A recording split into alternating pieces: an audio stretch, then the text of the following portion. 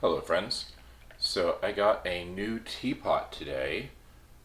Not today, actually. I got a new teapot last week. It's a clay teapot, and it's very exciting. We are drinking some jasmine tea out of it this morning. It is such a beautiful teapot, and I absolutely love it. Found it at a thrift store, which is almost even more exciting because you're not guaranteed to find things at a thrift store. So I know. Today's story is called The Wren.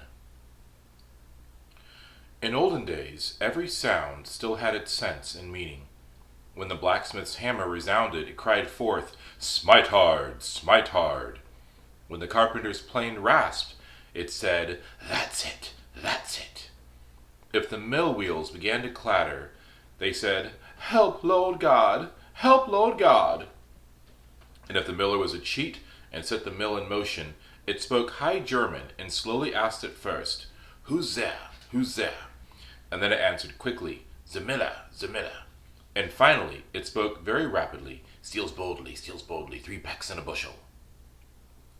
At this time, even the birds had their own language that everyone understood.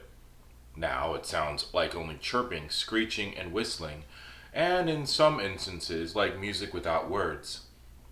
Gradually, the birds began to feel that they wanted someone to rule over them, and decided to elect one among their number to be king. Only one of them, the peewit, was against this. He had lived free and wanted to die free. So he grew anxious and flew back and forth, crying out, "Where am I to live? Where am I to live?" Finally, he withdrew to a desolate and unfrequented swamp, and never showed himself again among his kind. Now the birds wanted to discuss the matter, and on a beautiful May morning they all gathered together from the woods and the fields, the eagles and the chaffinches, the owls and the crows, the larks and the sparrows. It's impossible to name them all. Even the cuckoo came, and the hoopoe, his clerk, who was dubbed with this name because he could be heard a few days earlier than the cuckoo. Then there was also a very small bird without a name, who mingled with the entire troop. By chance, the hen had heard nothing about the whole matter, and was astounded by the huge congregation. What's going on?" she cackled. But the rooster calmed his beloved hen, and said, "Nothing but rich people." And he informed her when they intended to do so. Or what they intended to do, sorry. Indeed, it was decided that whoever could fly the highest should be king. When he heard this, the tree frog, who was sitting in the bushes, cried out a warning, "No, no, no, no, no, no." He felt that many tears would be shed because of this. However, the crow said, "Caw, caw," that everything would pass in a peaceful way. Then the birds decided to begin the ascent right away on this beautiful morning so that nobody could say later on, "I could have flown even higher, but evening came and I couldn't continue." Upon a given signal, the entire troop rose up in the air. Dust soared from the field, and there was a tremendous whirring and fluttering and flapping of wings. It looked like a black cloud was mounting on high. The smaller birds were soon left behind. They could not fly very far and returned to the earth. The larger ones held out longer, but none could equal the eagle, who climbed so high that he could have poked out the eyes of the sun. And when he saw that the others could not match him, he thought, "Why should you fly higher? You're already the king," and he began to descend. All at once the birds beneath him cried out to him, "You shall be our king. Nobody has flown higher than you."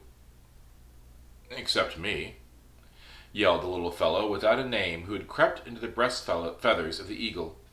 And since he was not tired, he climbed and climbed so high that he could see God seated upon his throne.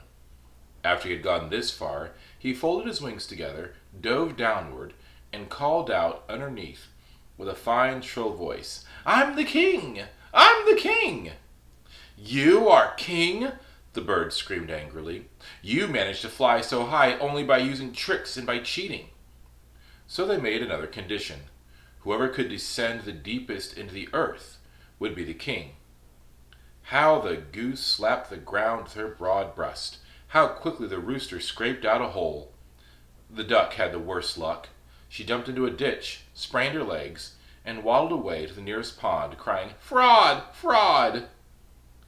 The little bird, without a name, however, looked for a mouse hole, slipped down into it, and called out with its shrill voice, "I'm the king! I'm the king!" "You are king?" The bird screamed even more angrily. "Do you think that your tricks should count?"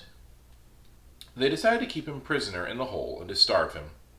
The owl was posted there as guard. She would not let the rascal out if she valued her life.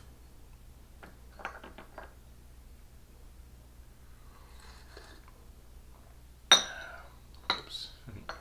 However, when evening came and all the birds felt exhausted from the exertion of flying, they went to bed with their wives and children. Only the owl remained alone at the mouse hole, staring inside unflinchingly with her large eyes.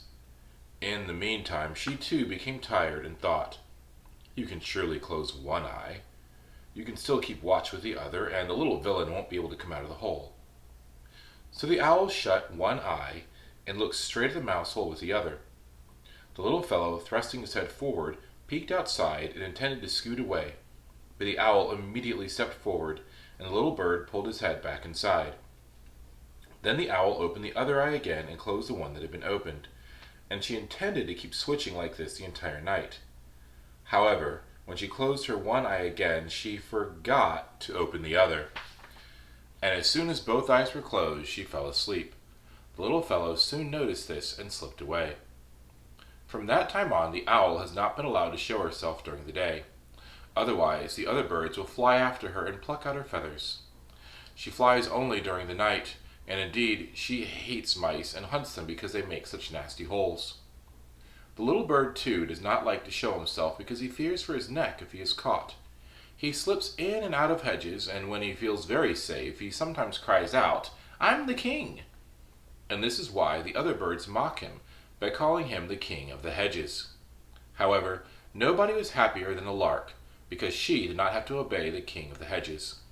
Whenever the sun appears, she climbs into the air and cries out, "Oh, it's all so beautiful, so beautiful, beautiful, beautiful. Oh, it's all so beautiful." The end. Oh, it's funny, last week we had a story about fish who were trying to decide who was going to be the king through a contest of strength. I feel like these stories give us animals to show us our own weird ways, if that makes sense. For example, choosing strength. There's some contests that certain tribes would do to elect who their ruler would be. Anyway, of course, there's nothing more frustrating than a person who finds loopholes within a game or a contest. I'm rambling. Anyway, alright friends, thank you so much for stopping by for some tea and a story. And for now, it is time for your next adventure. I'll miss you.